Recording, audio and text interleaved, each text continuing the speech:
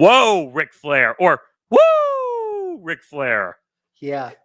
I mean, I don't think he's wrong with 95% of what he wrote. But wow, like Ric Flair just went for Paul Finebaum's head.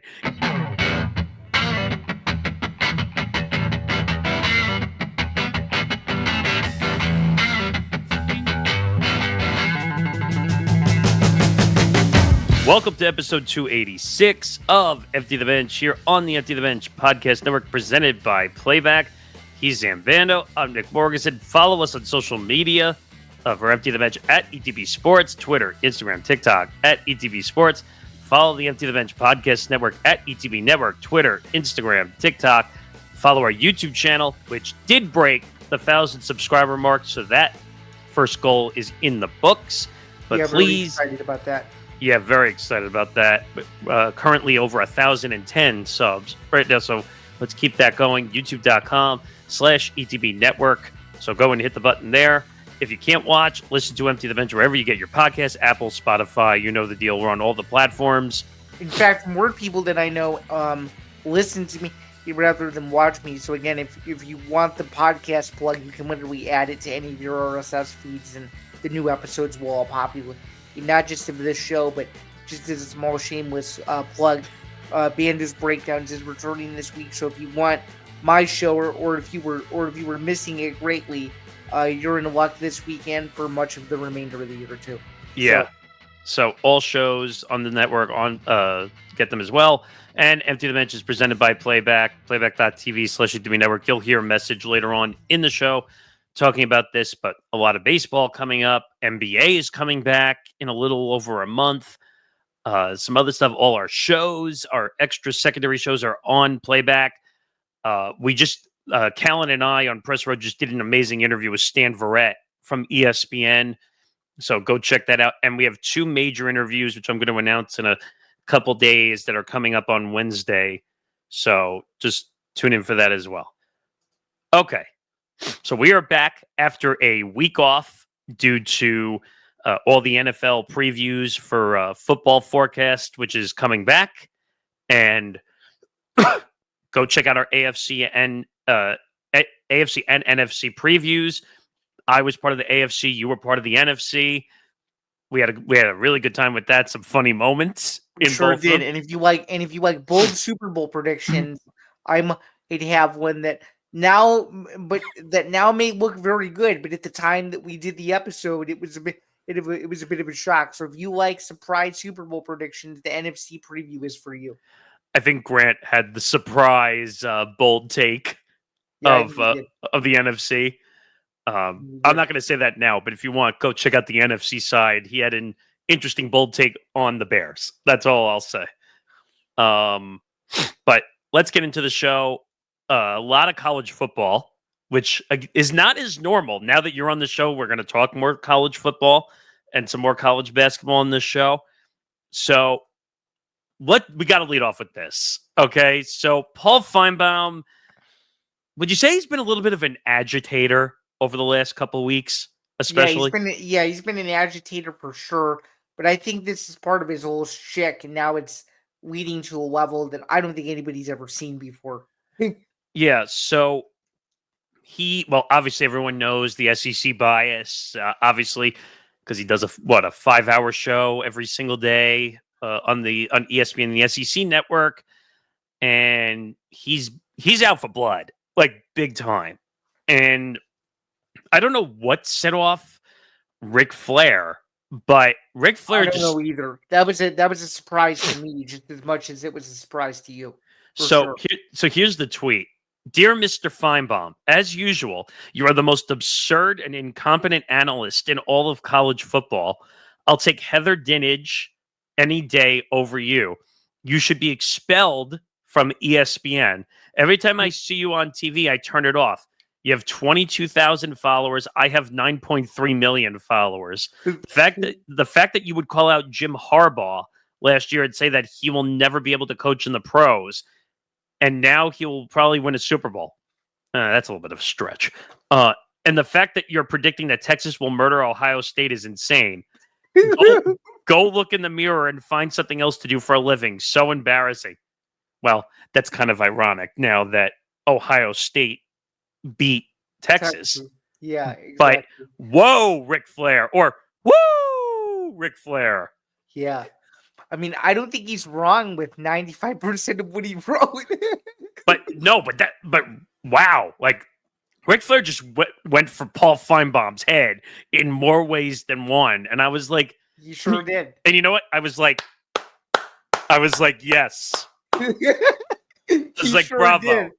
He sure did. And as someone over here who is a Big Ten homer, he refuses to give any other conference but the SEC credit where credit is due, even in the most objective way possible. He even tried to do this last year after Ohio State won. He tried to still spin the whole Ryan Day narrative, which made no sense. And he does this for every single instance of a conference that isn't the SEC doing anything legitimately positive.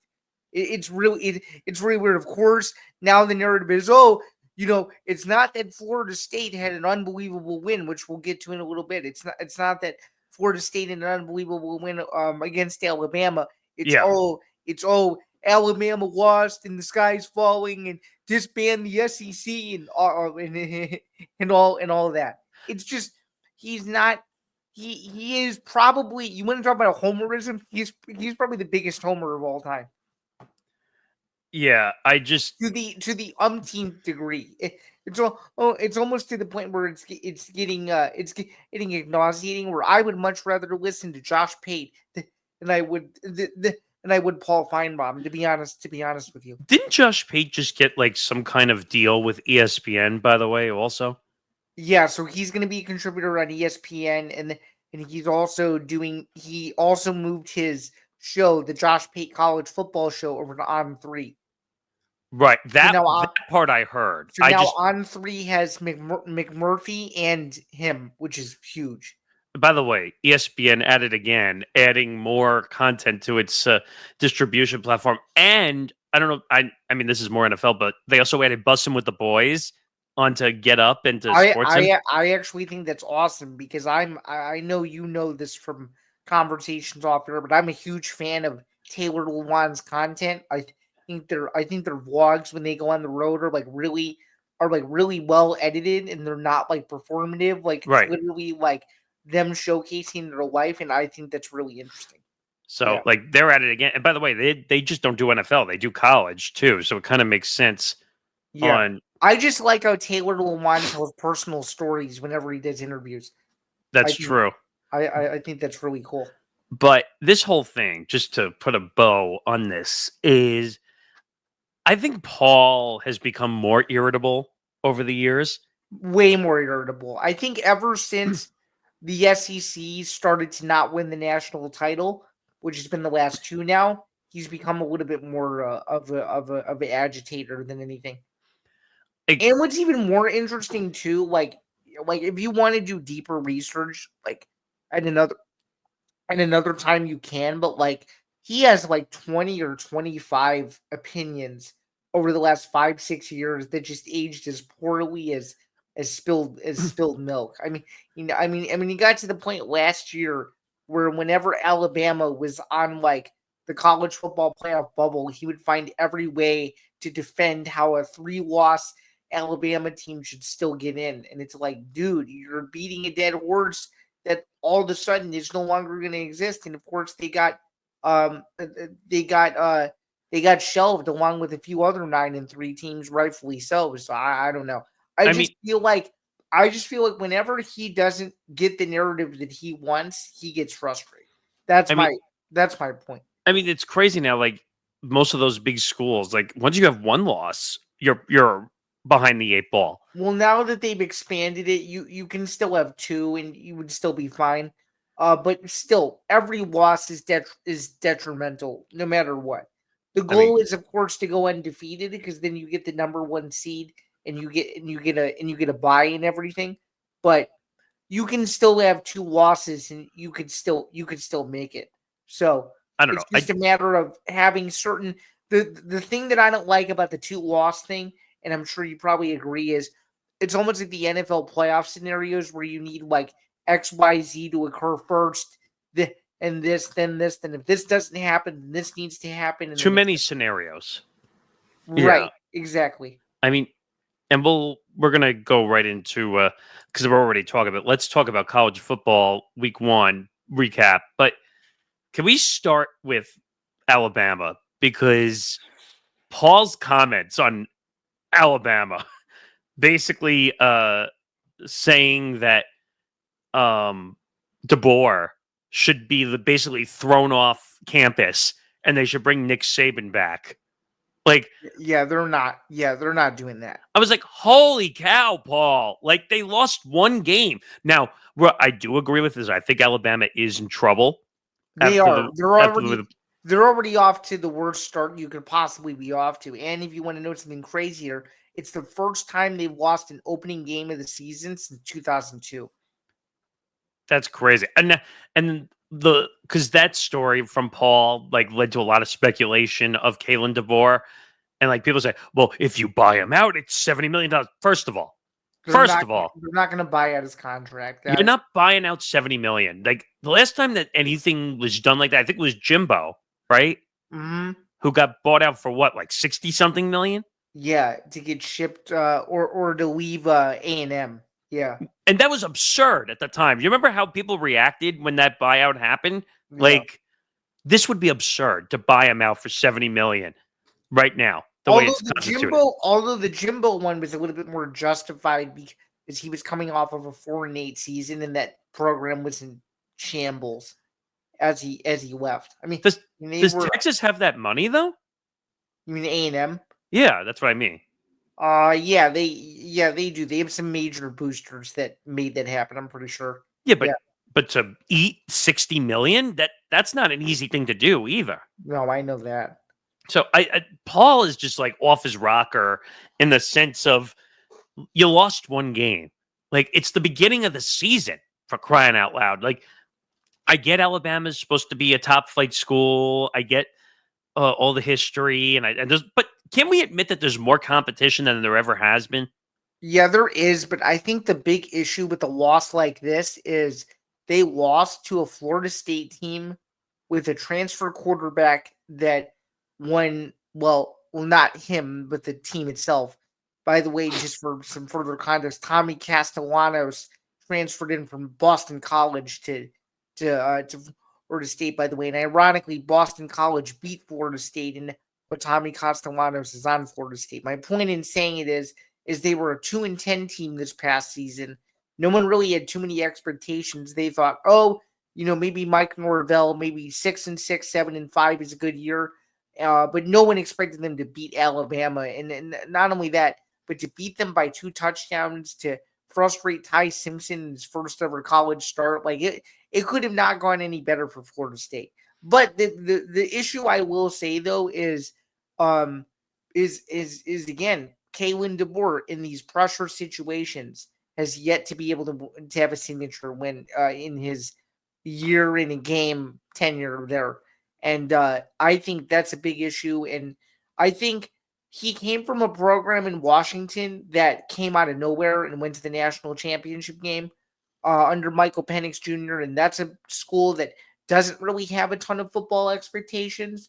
So he probably went into his Washington tenure thinking, we're going to do this rebuild thing and it's going to take time. He rebuilt the program through the portal, right? He probably wasn't fully anticipating the level of just pressure on his shoulders trying to replace a legend is not easy. And it's a rough business because the SEC is the most competitive conference in football. And I can say that even from a Big Ten standpoint, I'll openly admit that there are teams in the Big Ten that are just simply pushovers. There's no other way to describe it. The SEC, you don't get that. So, the key for DeBoer now is just to win as many games as he can. I mean, if he suffers another loss, that's obviously really detrimental. But this is not the way you want to start in for Florida State. This could be a program turnaround win for a team that went undefeated just 2 years ago. So the question I'll ask you is, if I don't know how many losses it would take, but if DeBoer ends up with 3-4 losses, let's say. Okay. Does that put him on the hot seat or not? I think it would depend on who the losses are to. If it's losses to like LSU and Auburn and schools like that, like major name brand schools that they play every year, and it's a rivalry game, right? And they're both convincing losses. Let's just say, then yeah. I mean, I think at this point the expectation has to be you either make the college football playoff this year or it's a failure season. Um, I don't know. I think anything that's 8-4 or below, which would be unbelievable, should be grounds for them maybe looking in a different direction. And it's crazy too. I meant to mention this. I don't know if I should be mentioning this because technically it's a subscriber based service, but the Alabama message boards on 247, they already want to see if they can get Dan Lanning out of Eugene, Oregon, and to replace Kalen DeBoer because people are that disappointed. Seriously? Yeah. Wow. It That's not the name I expected you to say either. it made it on message board geniuses. That's how I know. Wow. Okay. So let's move on to another game. So let's talk about Miami and Notre Dame. That game was unreal. That game was Great game. The atmosphere was game. great, even though it rained, I think, about 2 hours before the game. Yeah, I did. It was a monsoon down there, it looked like. But the atmosphere was insane. A lot of that was a 6-10 matchup, right? Yep. So I think there was a lot of expectations. Obviously, everyone said I heard a lot of people said Notre Dame could go undefeated. That was one I had heard. I don't know. What did you think of the game? Because I thought the atmosphere was insane. They put a lot of attention into it. Yeah, the game was awesome. Carson Beck's first action as a Hurricane, obviously transferred in from Georgia. He looked good. They have a lot of really nice pieces. I really like that. I really like that one receiver they have. I'm blanking on his name, but it's the receiver that made the insane catch for them. But he was awesome. Their offensive line looked really good, and then I got to give credit to C.J. Carr. He had never. That's the Notre Dame quarterback. He had never started a college game before. He looked unbelievable, but his offensive line is going to get chewed this week because they put him through torture and back-to-back sacks to end the game. That was horrendous. By the way, C.J. Daniels was the receiver. Is the receiver that made the catch. Yeah, absolutely. Yeah, if that guy wasn't known before, he's definitely a household name now. That's for that's for sure. But yeah, anyways, I was saying I think Notre Dame's offensive line is going to get chewed out this week because C.J. Carr was eaten alive in the last 30 seconds of that game. That was some horrendous. Oh, by the way, and also not to mention, how can you have your running backs, meaning Notre Dame's, through the middle of the fourth quarter, have a combined 15 carries for the whole game. When they began to run the ball, they found success and they just completely abandoned it. And Twitter was so confused. Yeah, the offensive schemes for Notre Dame just seemed off all game. I think so too. And Miami just came in with a game plan.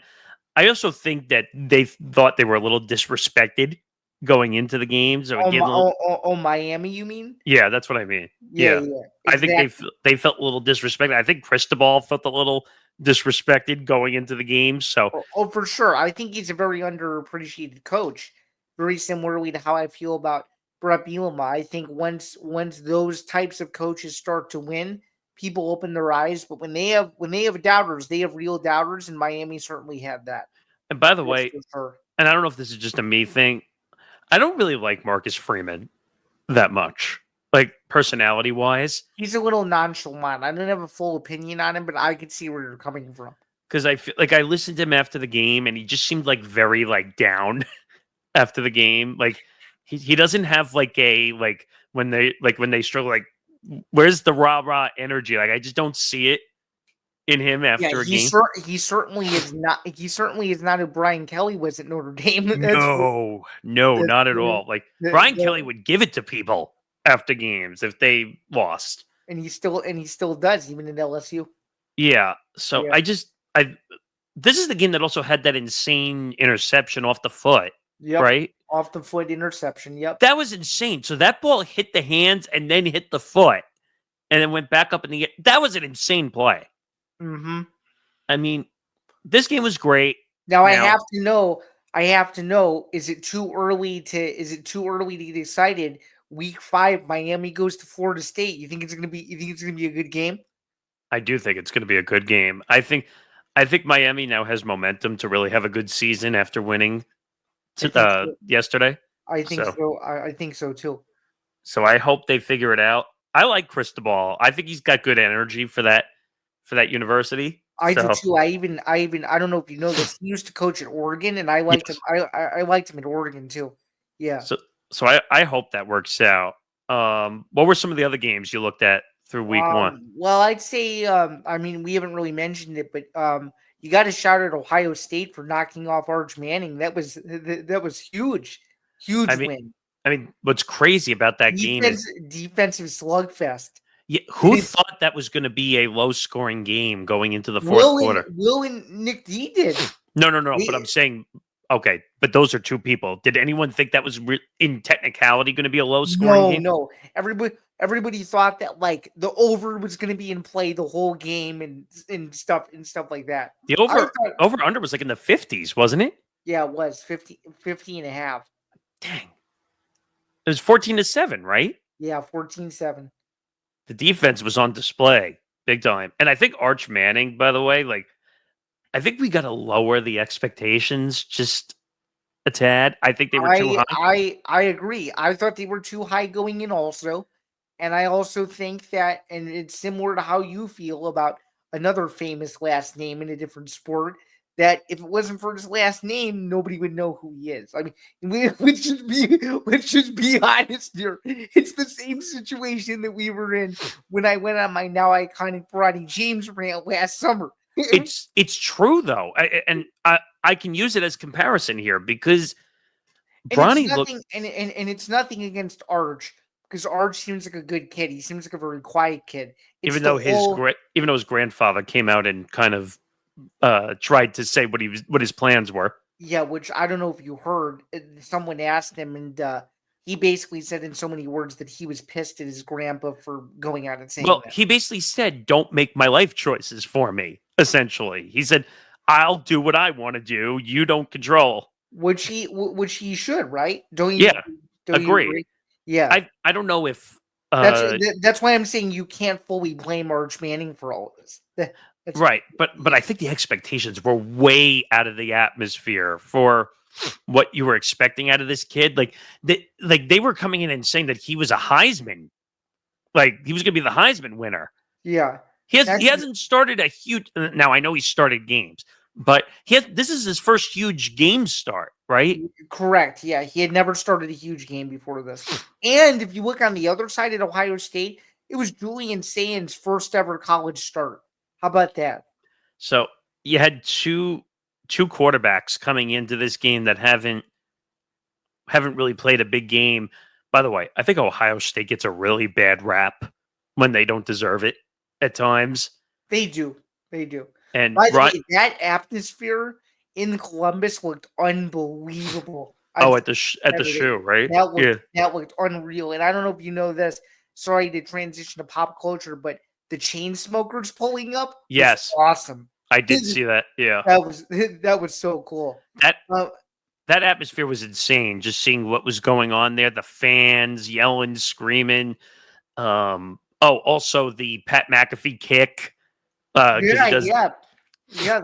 kid won 250,000. Even though Kirk Herbstreit's dog decided to take a crap right next to the which, by the way, everyone says that's bad luck. I think that was good luck at that point in time to make the kick, which, by the way, hey, $250,000 right off the wazoo right there. And in case people didn't know this, by the way, do you know where that money comes from?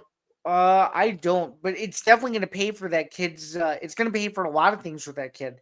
McAfee and his show pay for that out of pocket. Really, that's awesome. It's not College GameDay. It's not ESPN. It's literally out of the show's budget pockets. That's awesome. Empty the Bench is presented by Playback. Watching sports is more fun with others, but we spend too much of our time watching alone.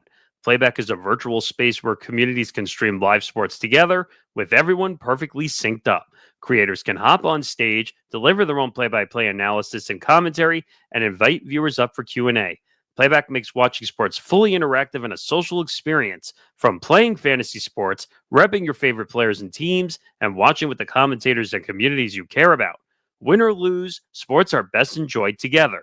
Join our community by going to playback.tv/ETB network to find out more, including our live stream schedule.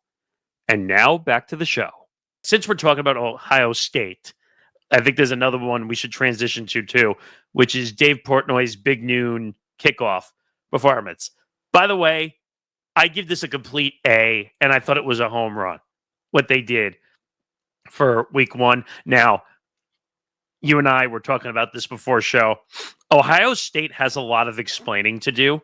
They do, which they will never do for whatever reason. I mean, let's be real. They will never explain unless someone actually digs in a little bit more and does some investigating. I don't think they will actually explain what really happened with this. So I don't know if you heard.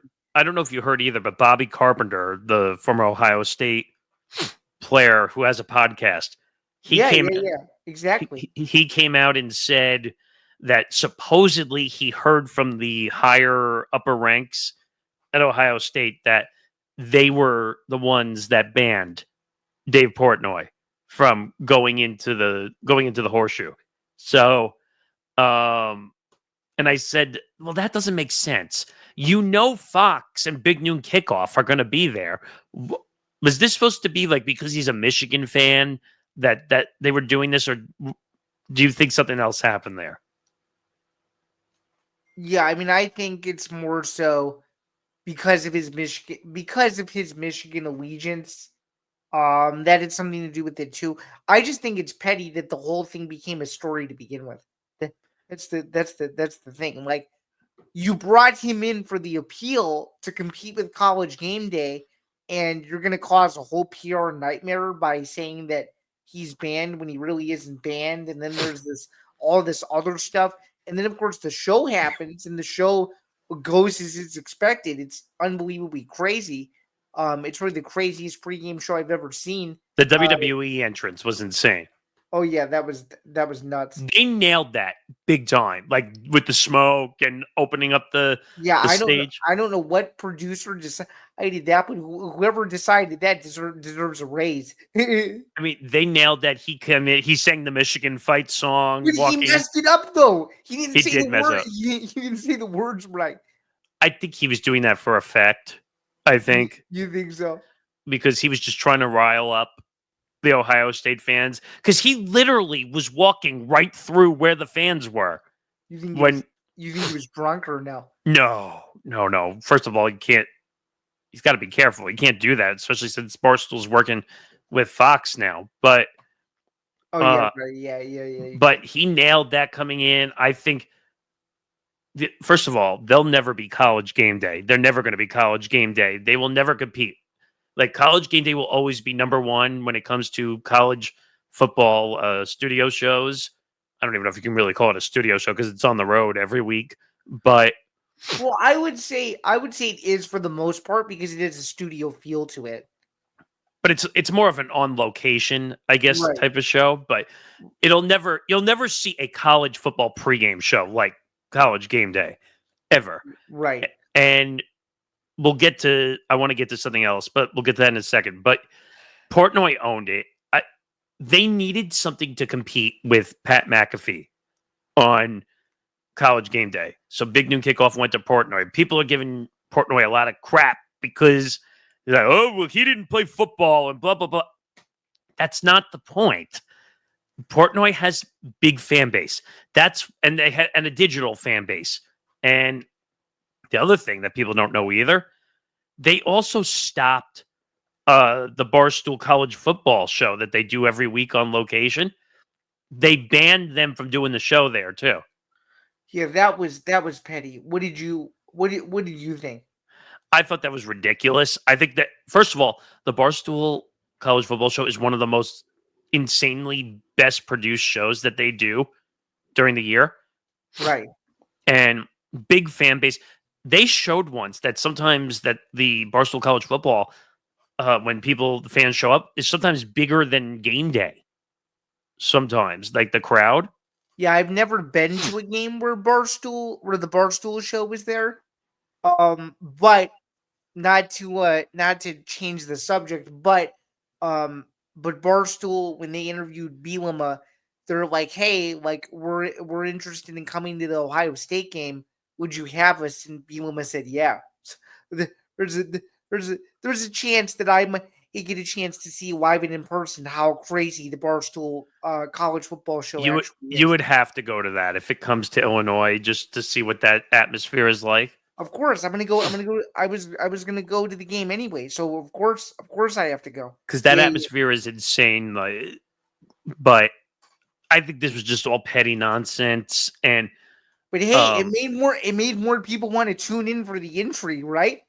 yeah, but one thing I want to make sure, and before we get to Lee Corso, which I definitely want to give some time for, but Ross Bjork, the AD of Ohio State, is probably one of the dumbest ADs I've ever heard of in my life. He blew that so bad. Because he claims that it was Fox that stopped him from showing up. Seriously, really? No, no way. They No way. they made a distribution deal with Barstool. Why would they stop him? The whole point was to actually, to be really frank, this is the game they really wanted him there for. I Right, think, right. except for when Ohio State Michigan play. Yeah, except luckily for Dave, that game is at Michigan, not Ohio State this year. Yeah, So but this is such a petty move by Bjork and Ohio State. Like, and Bjork has a history of being a bad AD at multiple schools, but for him to blame Fox, and then Fox, I think, blamed Ohio State, so then it became a back and forth game of chicken between the two sides. So what was it? So Dave was allowed to do the pre-show outside of the correct. stadium, and I don't know I don't know where he went or what he did during the game though. that he stayed on that set location where they were outside the stadium. Oh, okay. But it looks so ridiculous, though, because he was supposed to be inside the stadium with them, and they couldn't do it. By the way, him and Urban were really funny Yeah, during the, because yeah. I think I saw on social media that they did like a little segment thing together. Yeah, they did a segment thing, and then did you see the gift that Urban gave him? Yeah. It Oh, was the the jersey. Yeah, yeah, El Presidente on the back of it. that was funny though. That was awesome. But They need to make a bet. They need to make a bet that if Michigan beats Ohio State again, Dave should be forced to wear that all day. That should oh, be that'd be insane. that should be the bet. But just to finish on Bjork, this guy seems like a clown, to be quite honest. He sure And does. because so you ban first of all, I think the real reason they banned him was 'cause they didn't want Michigan State bias entering the stadium. That's my hunch of it, but Oh wait, I don't know. you mean they didn't want Michigan bias entering the That's stadium? what I mean. Like they banned it because they didn't want the Michigan bias entering the stadium. Like Right. Okay. with Yeah. Dave. Yeah. Yeah. I don't know. Do you have any other recourse of it or I don't know. I just think I don't know. Like I don't know. Maybe they were just worried that something controversial. Like I mean, I'm not trying to defend him. I'm just he's saying they. I'm sure somebody was a little bit. I don't know. Was a little bit probably somebody that doesn't understand. Let's just be frank. It's probably somebody that doesn't understand his whole just his whole vibe. what about Basically, McAfee though? But when game day goes to Ohio State, they don't kick McAfee out. yeah, well, McAfee isn't one to really. I mean, does he really ruffle feathers in the same way that Dave does? McAfee does a ton of things. I mean, heck, ESPN doesn't bleep him out anymore when he does his show on ESPN. Like, so I feel like if you're going to do one, you got to do the other. No, Yeah, but I will give Fox this. because we are gonna move on to this next one. At least Fox did their due diligence by showing Lee Corso's final headgear pick. Yeah, let me talk about that briefly. So, bravo. They did a really good job, game day, and really handling that. I forgot to make a banner for it, but basically, how do you think that whole situation went? The way they Oh, handled it? I think they did a great job. They made Lee Corso the star of that pick. It was almost like it felt like I was watching a sports version of a presidential address and they went to Lee Corso for him to make his pick. What did you think? I thought it was very fairly well done. Um, they put him on the pedestal. They allowed him to make his pick. By the way, what was the stat you said to me the other night, which was that all his picks basically hit? Yeah, yeah, every single pick of the unofficial Lee Corso parlay, all six legs hit. And you said that was kind of like that was like a little irony in a sense, right? Yeah, it was every team he had ever coached for or played at. Oh wait, that's how he did it. Yeah, I think so. Mhm. Wow, Well, I'm not saying he created the parlay, but people did research and made parlays off of like his coaching and playing history. that's crazy though that all of them won. But They all won. this guy's an institution. I think 38 years for Yeah, College Game Day. 38 years and 287 all-time headgear wins. Also, fun fact, he was undefeated every single time he picked USC, which was very interesting. He was 17-0. Wow. Well, USC was a really good team Mhm. in his heyday in that era. Right. But Lee Corso, I kind of there's very few guys I think of. So Lee is one. I'm trying to think of guys who've been around for a long time. Brent Oh, Musburger. Brent Musburger, Dick Vitale. Yeah, Dick Um, Vitale's still doing his thing. but I'm just saying generally, like those are the guys I think of. Bob Lee at ESPN, Chris Berman, guys who've been around for a very long time and successful every time they are up there. Exactly. I'm trying to think. Is there anything else that really stands out on the Lee Corso front? Or Well, I mean, the tribute video of him going into the movie theater and watching all the messages was just unreal. And then, I mean, how could you not love Kirk Herbstreit's gestures towards him? His yeah, final video, Kirk Herbstreit makes those videos with Lee every college game day. The final video was super emotional, and the way he ended it with "Not so fast, my friend" at the end of the video, like yeah. it couldn't have been any more perfect. But did you think as he was making that pick that he was about to pick Texas? Oh, because he's known for doing like the head fake on the gear, Yeah, right? yeah, yeah, yeah. I thought maybe he was going to pull a head fake after the Ohio State as he went to get it, but I think he was just trying to get through it. I Yeah, think you have to remember the man's like close to 90, right? yeah, and he's like, "Give me my first love," and he takes the and he takes the Brutus the Buckeye The headgear head piece headgear. and he puts it on. Yeah, it was awesome. One of the funny things over the years is like he loved to rile up the crowd and pick the team that was against the where they were Oh a lot. yeah, he did it a lot. Yeah, He loved to or he would pick up the one for the home crowd and and then throw it. throw it and take the other one. Yeah, yeah. Oh man, that's gonna be weird. And by the way, I think they're making the right decision to let that retire once he's gone Oh, too. I think so too. But what's gonna suck though is when they do their big game pick of the week, it's not gonna feel the same. Like they'll still pick it, but it's not gonna feel like the ultimate conclusion to the show, if that makes sense. I mean, I hate saying this, but all good things come to an end eventually. But like True. 38 years, a long time in a professional career, and that's on top of all the coaching and playing too. Right, exactly, exactly. Well, that's So, not yeah, yeah, exactly. so you know what? Great career. It's going to be weird not seeing Corso up there.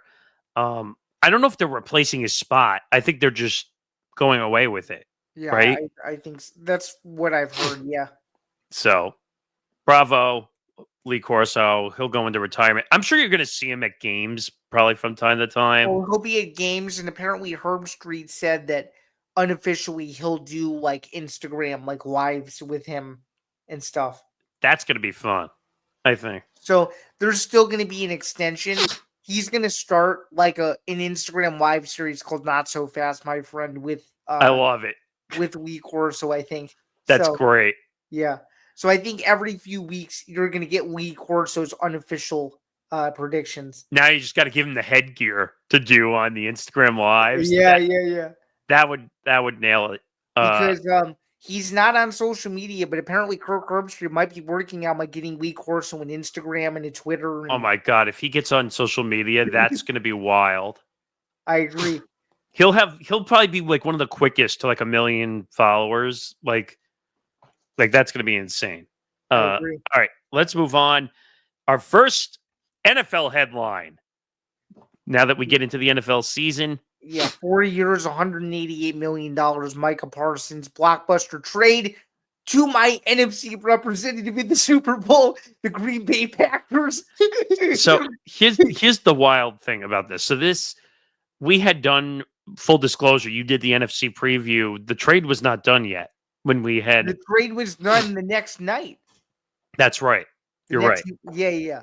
So when I saw this trade, I'm like, oh my goodness, I'm looking like a genius right now. The Packers went from already being a good team to a dominant team. Now, defensively, picking up one of the best defensive ends of Micah Parsons, and the Cowboys are in free fall mode right now. 100%. And like the way that this whole situation was handled was bizarre. Jerry Jones, this is a typical Jerry Jones situation where the situation and the attention is more about him than it is about the team and really trying to build a good team. And this goes to show you why they haven't won a Super Bowl since 1995. Did you see his quote where he goes, we have a super coach in Brian. We have a super organization. and then he proceeds to mess up Micah Parsons' name by calling him Michael. I thought that was the funniest thing ever. Like, you can't make this up the way that he acts. Like, it's just and then he goes, so our job is to stop the run. And people were like, well, if your job is to stop the run, why did you trade him? Exactly. And by the way, I can break this out now since it's back in the network, but this is all you're going to hear all season. How about them Cowboys? How about them Cowboys? I mean, like, because that's what they are. Like, it's just like, it's typical Cowboys. Again, like, it's just, come on, Jerry. Like, he did this. They were talking about another player. He did this too, like, decades ago, and I can't remember who it was. But probably Herschel Walker. I think you're right. He also did something similar to Emmitt Smith too, where like his exit from Dallas to Arizona was like messy and stuff like that. Because Jerry's got to be in charge. The attention and the power has to be in his fold, not the players. And apparently they talked about how they had a handshake deal. That was like one of the weird things that went on with this story. And then Micah pulled back. And then, of course, the part that we haven't gotten to yet, which is the funniest part, is the Ricky Scoops angle of this whole thing. You can't make this up. Like, it's so bad. Like, it's so bad. He either made it up and was right, or he was playing under an alias the whole time. I don't know what to say. And then he retired his Twitter account, which was so funny. Wait, the Ricky Scoops account, you mean? Yeah, he said that he's no longer tweeting until next year. Well, who was it? Do we know? I don't know if we know who Ricky Scoops is. I just found the account. It's got like 72,000 followers. Yeah. You know what this reminds me of? Dove Kleeman. You know who else he reminds me of is Barry McCockner. Who? Barry McCockner. Oh, yeah. Okay. But this reminds me of Dove Kleeman. Like, because no one knows who Dove Kleeman is whatsoever. Right. Like Ricky Scoops is the same thing. Like nobody knows who this guy is, but somehow he gets information. We have no idea. Well, either he got the information or he just made it up for engagement and he was right. Well, or it's like the NFL version of Sentinel. Right. Which, by the way, if people who don't know who these Sentinel accounts are, they make up. It's kind of think of like the Onion, in a sense, But for sports. but for sports, where they will make up some of the funniest headlines. Like we saw an MMA Sentinel one. Remember, I forgot what it was, like about sneezing or something, and it caused a MMA fighter to pull out of a fight. Yeah, and it caused like in a fake way, it caused Hunter Campbell to go crazy. Yes. So like it's unbelievable what people do on social media now. To some of those MMA ones actually sound believable from a logistical standpoint. It's true, but long story short, Micah Parsons gets traded. I think the Packers now have a chance to win the NFC. I really think they do. I do too. Not just win the NFC, but potentially get home field advantage too before doing so. Imagine if they can get to the Super Bowl finally, and it took Micah Parsons to help on the defensive side. And by the way, Packers go to Dallas in a month. So, do you know what the fireworks are going to be with Micah Parsons back in Dallas? That's going to be probably the sickest regular season atmosphere of the whole year. I would guess. And I'll tell you right now, Micah Parsons is going to come out with a vengeance, big time. And I think it might get to a point where Dak might have to run for his life quite a few times. I think so too. But I don't know. Jerry confuses me as an owner. And he, rather than saying, "Oh, I goofed, I effed up," he just said, "Oh, I'm going to trade him because I'm in charge, not you as the player." Yeah. So I don't know. Like this shouldn't be surprising to you, right? No, this is Jerry Jones being Jerry Jones. It's the owner GM thing that I don't like. He has too much power over that organization, and not to be disrespectful because I think he's a good guy, but they should have gotten rid of Dak a long time ago. I think Dak got overpaid too, big time. I think so too. I mean, $60 million a year, but I know they restructured. I think it was last year. Yeah, I think they restructured. But hey, Jerry, hand the organization over to Steven and just go away, please. Yeah. In case people don't know what I'm talking about, Stephen Jones, his son. But Jerry, I think, just likes the attention. They just put out the Cowboys Netflix documentary. Yeah, which I still haven't watched it. You know, it's the one I did a preview on, a gambler and his Cowboys. That's yeah. I heard it's gotten a lot of good reviews so far. Yeah, I need to watch it still. That one and the SEC one are in my watch list at the moment. But Jerry effed up again. The Cowboys are probably in rebuild mode essentially at this point. I don't know. Do they have what is their expectations now without Micah? It can't be much. No, probably 4 to 5 wins, I would say. That's crazy. Not going to be a good year. And it makes me feel more hopeful that the Bears are going to beat the Cowboys in week 2. I think you might have a chance, big time. There. Yeah, I do too. Since we're talking about, let's get into NFL Week 1 storylines. Now, we are going to do a preview. We're going to do our Thursday night forecast, which is part of our football forecast branding. But let's get into some storylines for Week 1. Let's talk about the Thursday game a little bit. So, obviously, the Cowboys at the Eagles on NBC. Both teams are kind of in a little bit of a interesting scenario, right? I think so. I think it's going to be a classic NFC East slugfest, though. I think it's going to be a great game. I think it's going to be a low-scoring game that's going to come down to the end of the game, too. Now, the Eagles lost 2 big weapons. They lost Slay and they lost, I forgot the other player's name at the moment, but they lost 2 significant players. Their offensive line is not the same as it was last year. No, but they still have Jalen Hurts and they still have Saquon. So, I mean, and also their wide receiver core is still better in Dallas. Like, I think so too. But it's going to be a good atmosphere, like you said. This game is And always a and good it's game. it's the banner ceremony too. Doing that right in front of the Cowboys. But Dallas is in trouble. Like, I just don't see them winning that game No, at they're not. all. No, they're not. No, they won't win. I don't think. So I don't know. But I do think it'll be a low scoring game, and I will go out on the record and say that I think Philadelphia wins 17-10. I think it's a very low scoring game, and I think the Eagles get a stop late and they sack Prescott, and that's what they win. I don't know if it'll be that low scoring, but I think it'll be close, regardless of the score. It'll be a close game with a very anticlimactic ending. What about Yeah, that? I agree, because the Dallas Cowboys always lose in dramatic fashion. Always. So we'll see what happens there. I mean, one of the storylines for me in week one, obviously, is Steelers Jets. Obviously, That'll be interesting.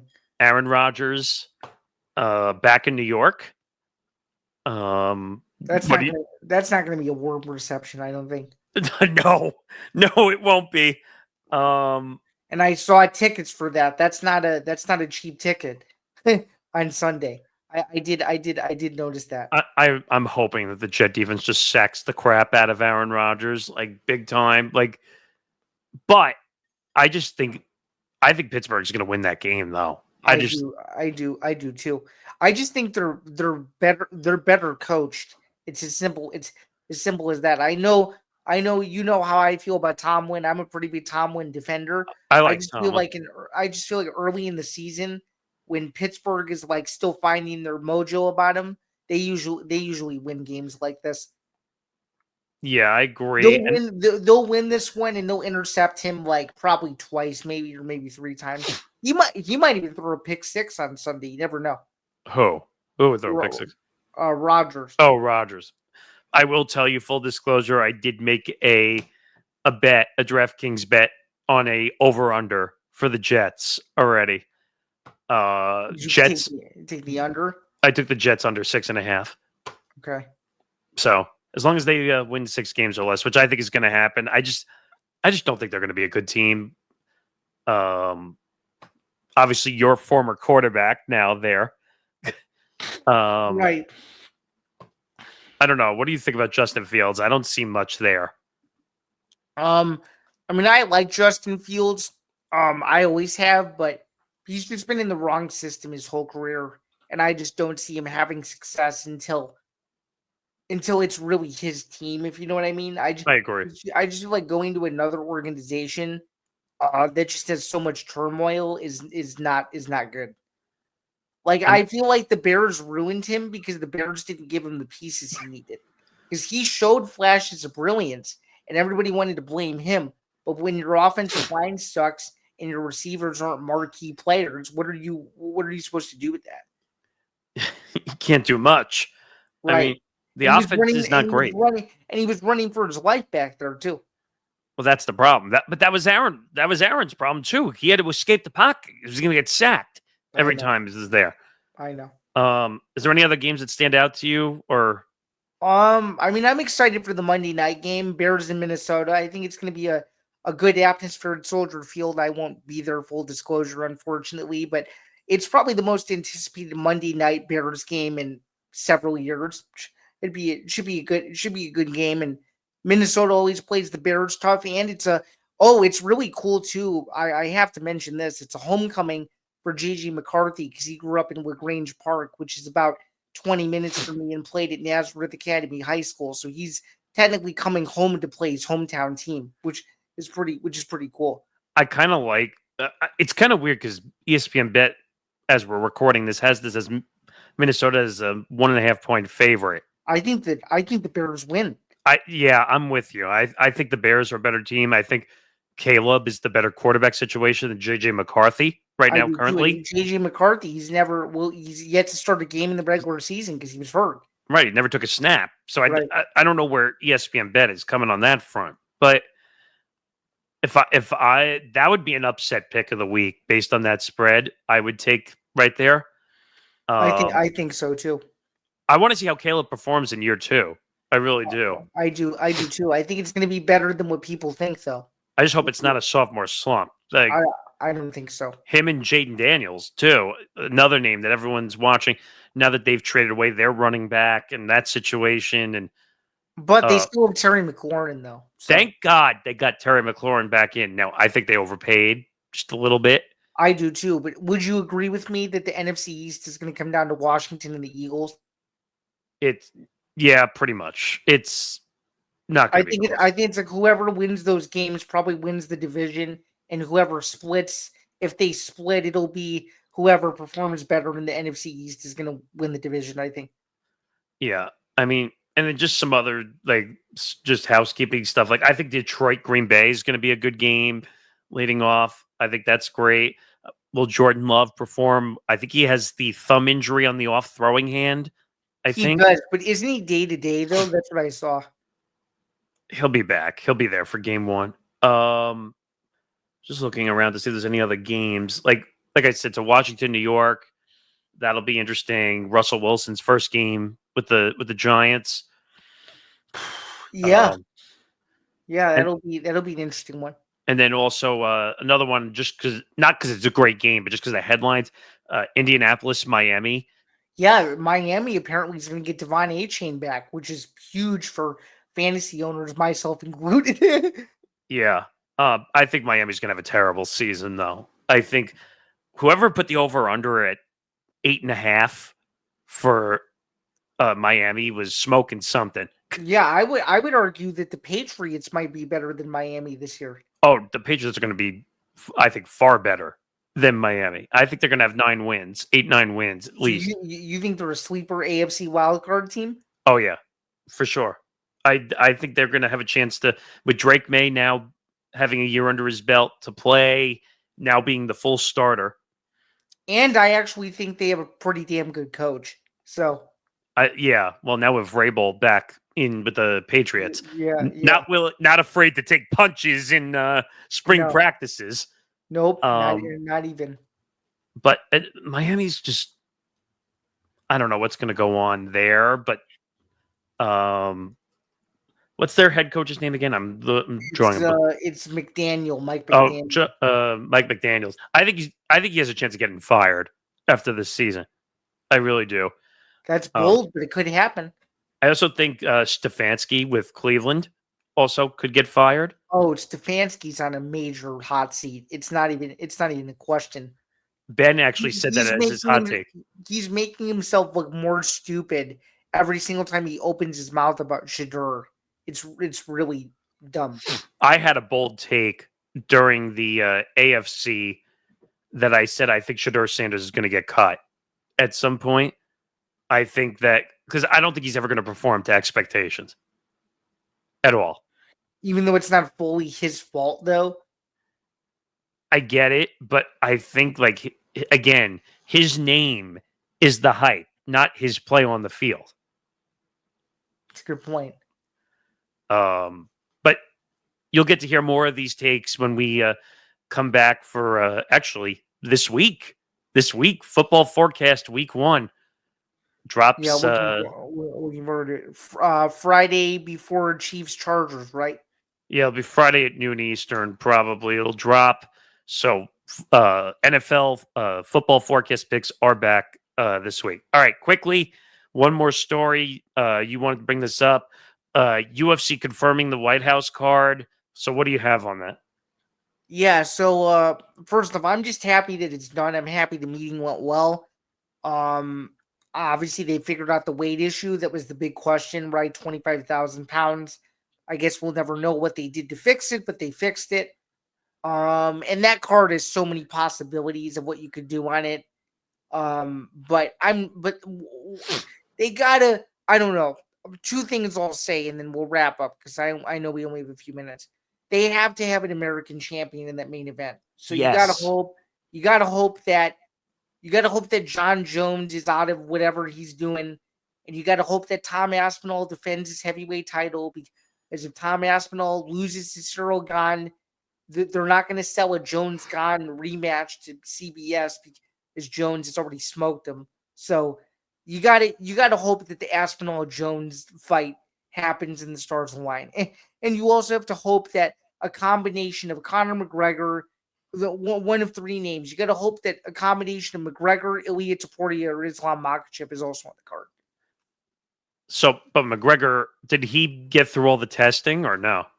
Not quite. He has, I think, one more to go. Now, when Dana says the card is done, does that just mean that the card is in place, like, and all the logistical stuff is done, or does that mean like the fights? No. They haven't made any of the fights yet. He's just saying logistically with the date and the planning, it's all done. Like they are going to move forward with it. It's too early to plan any fights at the moment. Oh man, there's so many potential big fights that they could do here. Yeah. Like they have to have certain things play out. Though they got to hope that Aspinall wins in October. They got to hope that Islam Makhachev becomes the welterweight champion in November. They have to hope that a bunch of things happen. Okay, this might be a dumb question I'm about to ask, but like, why not just hold him back until the card? It's too much inactivity, and it would be too early to start hyping those up, in my opinion. Because some of the guys I just mentioned are already fighting, so you're gonna try to promote other fights where you don't know if the guy who's fighting in that upcoming fight is gonna win or lose. That's the hard part.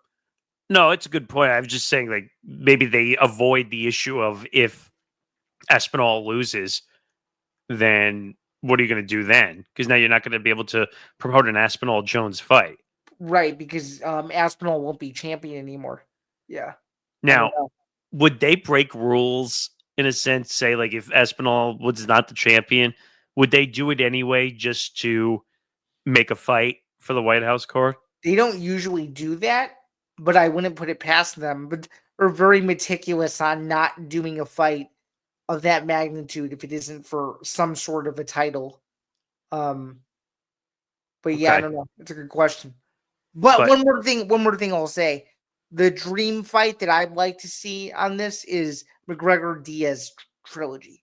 That would be unbelievable. Wow. That would be something. I'm assuming the McGregor Chandler bit is done, right? It's probably all done, yeah, I would say so. Chandler has kind of admitted that he's not banking on him coming back anyway. So you think that that's all hype regardless with Connor. Yeah. Because well, let's figure out money because that's really what it's all about.